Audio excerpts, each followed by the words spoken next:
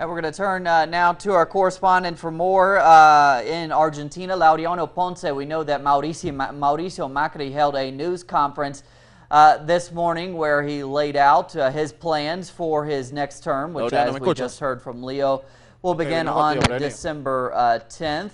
Our correspondents there, Leonel Poletti and Laureano Ponce, have been covering this race since the beginning. We're standing by for a call from Laureano to talk about that press conference that Mauricio Macri recently held. Again, reviewing the elections in Argentina, the end result was much closer than some of the polls had shown, just 3 percentage points in favor of Mauricio Macri. Okay, we now have Laureano on the phone, so let's talk about that press conference by Mauricio Macri. Laureano, what did he lay out? What did he talk about?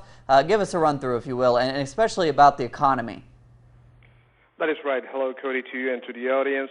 Well, the press conference held today by Mauricio Macri early in the morning was centered around the economy, mainly because of the questions that the reporters were asking, because, as we all expect, his main differences with the Front for Victory governments will be centered in economy and also in international affairs.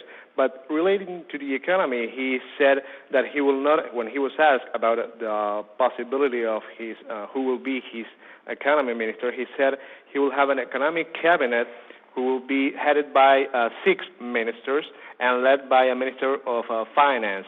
Those 6 ministers will also handle things like labor, energy production, transport, agriculture, and farming, besides other issues. And he also said that his future chief cabinet will be Marcos Peña. Marcos Peña is the one who led his electoral campaign. He is still the mayor. He also said that he wanted the press to be a little bit patient, because there is very little time between nowadays and December 10, when he will come to office.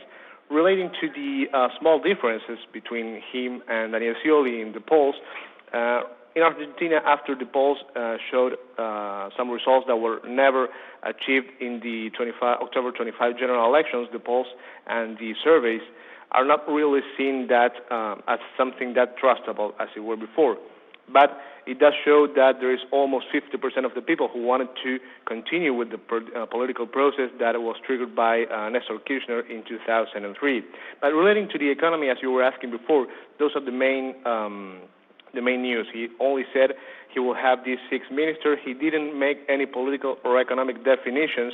He continues with this idea that was installed during his campaign, that he's avoiding economic definitions, as some of his plans are already known here in Argentina. Some of the measures he will apply are already known here in Argentina, that were taken during the neoliberal government during the 90s, especially under Carlos Menem, and that they had some really devastating results.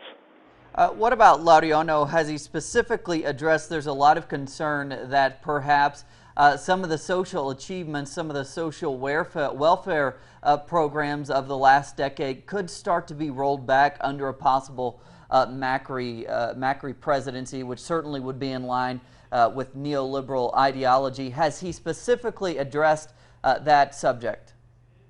He has actually avoided addressing that subject.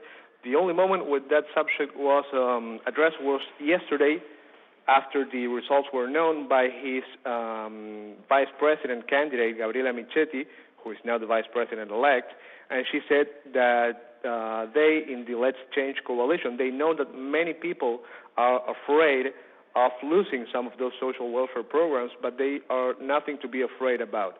But, however, they have always avoided to actually address that subject. What we can understand by taking into consideration other measures like lowering taxes for the exporting sectors, or lowering taxes for the big landowners who are right now in Argentina the main soybean producers.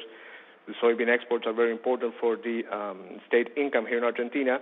Then that raises a question, because if he's going to lower all those taxes, where is he going to get the money from in order to keep on with those social welfare programs? That is something that many people are wondering right now here in Argentina. But as I was saying before, specifically, and he has avoided to address the subject every time he's asked about that. Macri always says there's nothing to be afraid about. People will not have nothing to worry about. We will start to unite all Argentinians, but he always avoids to specifically say something about that. All right, Laureano Ponce reporting there after historic, important elections in Argentina. Laureano, thank you. Thanks to you, Cody.